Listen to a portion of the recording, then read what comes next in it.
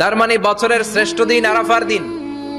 এদিন আল্লাহ এত সংখ্যক বান্দাকে একসাথে ক্ষমার ঘোষণা দেন, বছরের কোন দিন এত মানুষকে ক্ষমা করেন না।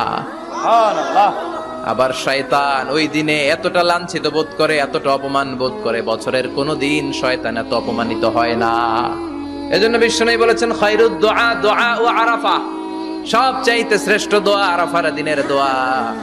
বিশ্বনবী বলেন আরাফার দিনে একটা দোয়া আমি করি, আমার আগে সব নবীরা এই দোয়াটা করতেন। দোয়াটা হলো লা ইলাহা ইল্লাল্লাহ ওয়াহদাহু লা শারীকা লাহ লাহুল মুলকু ওয়া লাহুল হামদু ওয়া হুয়া আলা কুল্লি শাইইন কাদির। সুবহানাল্লাহ পড়েন, সুবহানাল্লাহ। মুখস্থ আছে না দোয়াটা?